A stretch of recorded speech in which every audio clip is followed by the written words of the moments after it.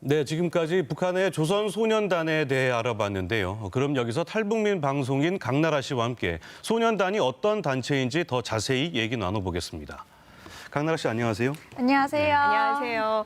강나라 씨는 배우, 리포터, 또 유튜버까지 정말 다방면으로 활동을 하고 계신데 특히 유튜버는 구독자가 28만 명을 넘었다고요. 네. 어떤 주제를 주로 다루고 계세요? 보통 이제 제가 북한에서 살다가 남한으로 왔잖아요. 네. 그러다 보니까 이제 북한에 있었던 일들을 좀 바탕으로 스튜디오에 앉아서 좀 토크식으로 풀기도 하고 또 다른 탈북민 분들을 초대해서 이제 그분의 스토리를 들어보는 그런 시간도 가지고 또 좀 더 나아가서 저의 좀 삶을 좀 보여드리는 것 같아요. 남한에서 뭐 어떻게 살아가는지 이런 좀 적응하는 모습도 보여드리는 그런 콘텐츠를 하는데 많이들 좋아해 주시더라고요. 감사하게도.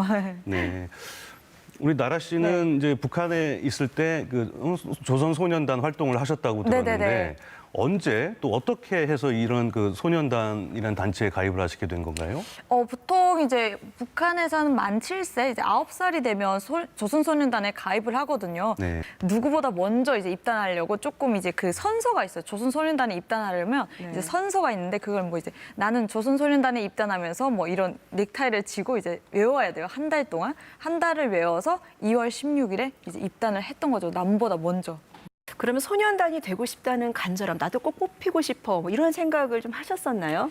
좀 간절하죠. 왜냐면 이게 하루라도 남보다 먼저 매고 싶은 이 간절함이 되게 커요. 빨간 네, 그 스카프로요. 빨간 넥타이를 이제 마을에 뭐 한 10명의 친구들이 살아요. 근데 이제 이 친구들 중에 나 혼자 맸어요. 그럼 엄청 자랑스러운 거예요. 어깨에 힘이 이제 엄청 들어가는 거라서.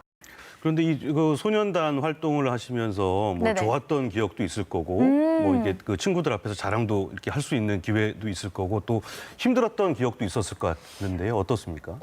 일단 좋았던 기억은 제가 이제 조선소년단원이 되면서 그 송도원 국제소년단 야영소라는 네. 곳이 있어요. 예. 거기 이제 그 야영을 갈 수 있었던 게 정말 좋았고, 그리고 좀 힘들었던 점은 항상 뭐를 많이 내라고 해가지고 눈 뜨면 자꾸 내라고 하거든요, 학교에서. 네, 소년단원이 되면 이제 뭐 토끼풀 뜯으러도 가야 되고, 이제 학교 부업지가 있는데 거기에 가서 동원도 해야 되고, 그리고 이제 그 꼬마 계획으로 이제 그 토끼 가죽 이런 것들을 이제 인민군대 아저씨들한테 보내야 되는 그런 것들 때문에 좀 부모님도 저희들도 힘들었던 것 같아요. 강나라 씨, 아까 화면에서도 나왔지만 네네. 그 조선소년단 활동 중에서 이제 생활총화라는 게 있더라고요. 네네네. 이게 좀 궁금하거든요. 어떤 과정을 거치는 건지. 단원이 되면 이제 평생 이제 늙어 죽을 때까지 해야 되는 그게 바로 생활총화거든요. 9살이 되는 순간부터 이제 매주 토요일마다 하는데 생활총화를 자아 비판을 먼저 해요. 내가 이번 주에는 이렇게 뭘 잘못했다, 학교를 제대로 안 왔다 이런 식으로 비판을 하고 누군가를 상호 비판을 해야 돼요. 안 하면 안 돼요. 그래서 보통 이제 친구들끼리 하면 진짜로 하면 싸우고 이게 힘들어지잖아요, 친구 관계가. 그래서 짜요, 친구들끼리. 야, 내가 오늘 너 비판할 테니까 너 오늘 날 비판하라. 서로 비판하기 있잖아요.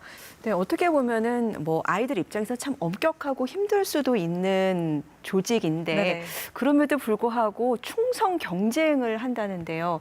왜 그런 걸까요?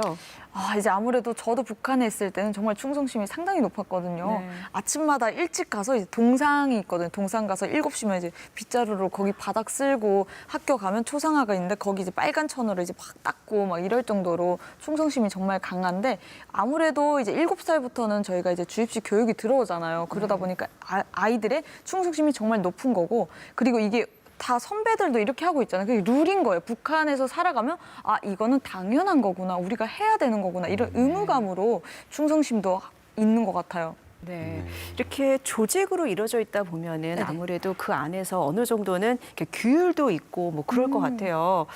그런데 10대가 돼서 외부의 문화, 특히 뭐 대한민국의 드라마나 또 음악들을 접하게 되면서 마음에 동요가 많이들 온다고 하는데 어떠셨어요? 동요가 많이 오죠. 제가 또 그 주인공이거든요.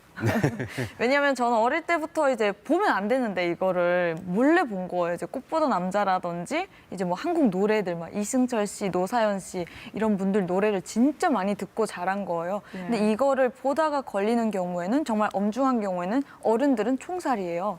근데 소년단원들은 어린이잖아요. 근데 소년원이 있습니다, 북한에도. 그러다 보니 거기로 이제 보내지게 되고 엄중한 경우에는. 근데 거기 가기 전까지 이제 조금 엄중하지 않을 경우에는 이제 부모님들 비판을 받고 그다음에 이제 학교 가서는 이제 학교 그 비판 무대에 올라서서 비판을 받기도 하고 그러면서 조금 힘든 시간을 보내야 되죠.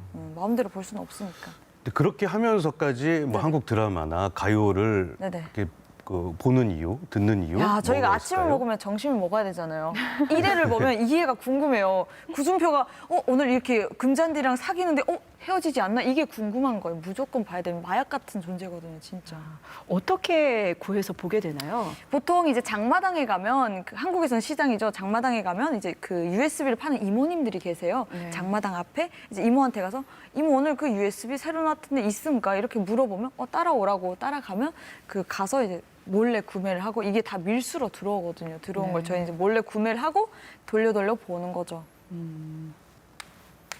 네, 지금까지 탈북민 방송인 강나라 씨와 함께 얘기 나눠봤습니다. 예, 강나라 씨 오늘 나와주셔서 감사합니다. 감사합니다. 감사합니다.